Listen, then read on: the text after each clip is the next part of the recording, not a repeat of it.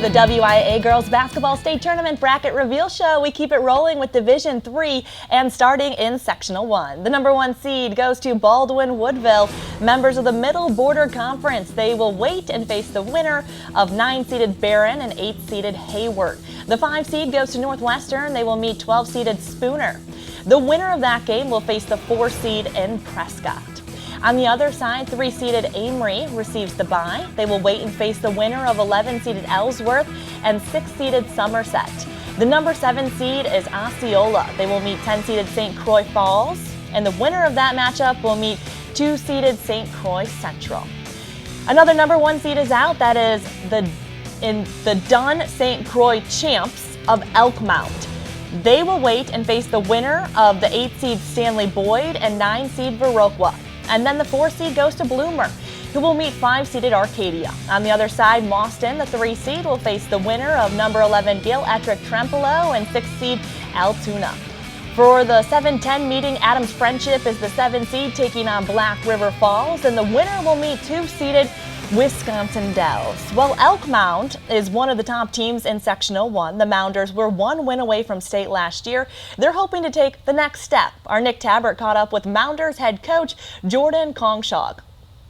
For the 3rd year in a row, Elkmount is the Dunn St. Croix Conference champion. I'm joined by Mounders head coach Jordan Kongshog. Coach, you've had some really special teams the last few seasons. What are the strengths of this group this year? Well, this group is a very unselfish group.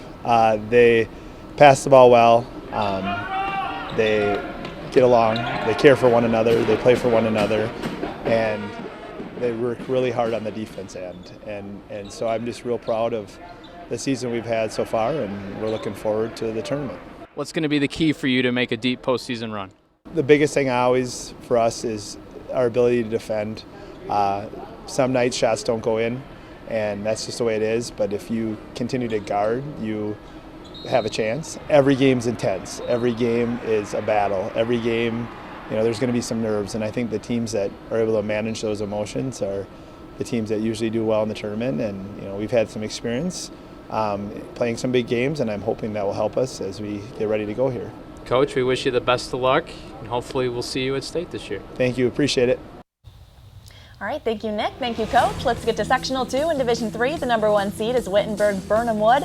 They are the champs of the Central Wisconsin East Conference. They will take on the winner of the 8-9 matchup between Peshtigo and Oconto Falls. The 5 seed goes to Wrightstown. They will meet 12-seeded Clintonville, and the winner will face 4-seeded Seymour. On the other side, the 3 seed is Menominee Indian. They will take on the winner of 11-seeded Sturgeon Bay and 6-seeded Tomahawk. The 7 seed goes to Amherst. They will face 10-seeded Northland Pines, and the winner of that meeting meets 2-seeded Freedom. Time for another number 1 seed. That goes to Winneconne, members of the East Central Conference. They will meet the winner of this 8-9 matchup between Two Rivers and Ripon. Chilton is the 5 seed. They will take on 12-seeded New Holstein. And the winner of that meeting will face off against 4-seeded Kiel. On the other side, Amro is the 3 seed. They will wait to face the winner of 11-seeded Wautoma and 6-seeded Denmark. The 7 seed is Berlin. They will meet 10-seeded Little Chute, and the winner of that game will take on 2-seeded Xavier. The number 1 seed goes to Edgerton, members of the Rock Valley Rock Division. They will meet the winner of this 8-9 matchup between Evansville and Bigfoot.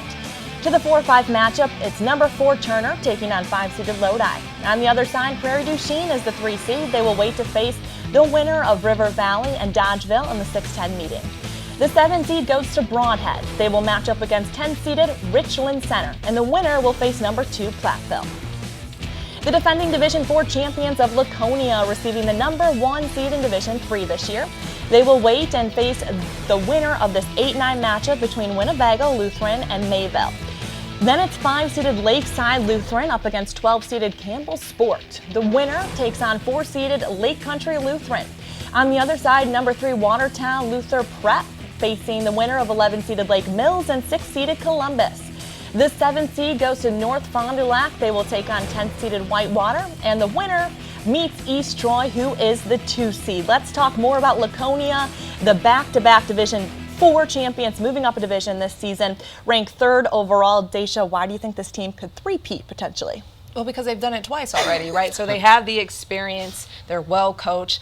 They play a tough schedule, but let's talk about the 4 girls that are scoring in double digits. Anytime you have girls scoring in double digits, it opens up the offense, and you know about these girls personally. I mean, they could put that ball on the rim. Oh, definitely, and they're unselfish. The way the ball moves around the offense, especially when they're moving it well. You know, Tierney Madigan, a great wing for them, and then Finley Morgan, you know, that sophomore stud.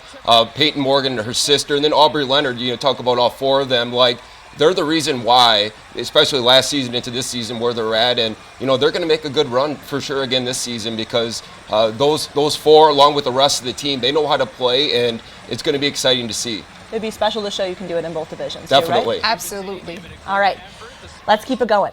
Number 1 seeded Kettle Moraine Lutheran is closing in on an East Central Conference championship. They will wait and face the winner of the 8-9 meeting between Brookfield Academy and Carmen Northwest. Brown Deer is the 5 seed. They will face 4 seeded Dominican. On the other side, Sheboygan Falls is the number 3 seed. They will wait and take on the winner of 11 seed Hmong American Peace and 6 seed Fuller Collegiate Academy. The 7th seed is Milwaukee School of Languages taking on 10 seeded Kewaskum. The winner will meet number 2 seeded Oostburg.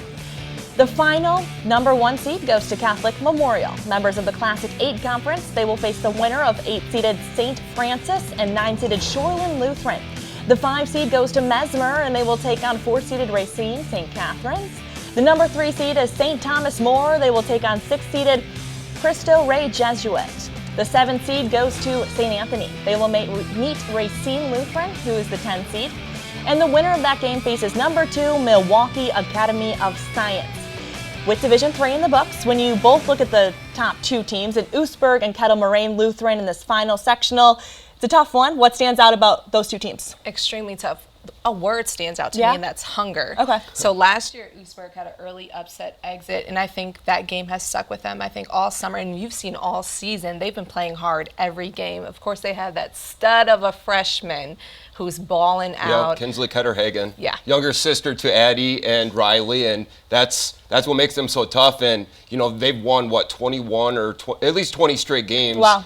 They lost the first game of the year, and that was against Laconia. Okay. And they didn't have Riley in that game, so that's going to factor in a little bit. But you know, KML is playing outstanding. They're beating some big teams. I mean, and Mackenzie Larian for them. I mean, she's doing it all. Okay. And you know, if a team can slow her down a little bit, it's going to be a lot easier to beat them. But her little sister playing on that team helps them a little bit, and I think it just adds a little more scoring depth for them. And you know, they're going to be a tough team to beat because Madeline Leffel is a really good 3-point shooter. So they're a solid team, and again, well coached. They play hard defense. I wouldn't count out Catholic Memorial and Milwaukee Academy of Science. I think they're gonna fight. They're gonna fight hard, so it'll be interesting. Yeah, because Catholic Memorial has a win over Arrowhead this year, so that shows that they can beat teams. And Milwaukee Academy of Science, even in games they lose, they find a way to fight back. It's just, can they play the long enough game and play consistently throughout the game, and that's been their issue. And fun hearing your team called? Always fun. Anything can happen in March Madness. Yes, it's absolutely. A little bit of March Madness magic. So whoever shows up, you know, you put the shoes on the same. We'll see who plays hard and goes away with the win. All right, that's why it's the best time of the year. Coming up, we continue our reveal show with the Division 4 brackets. That's next.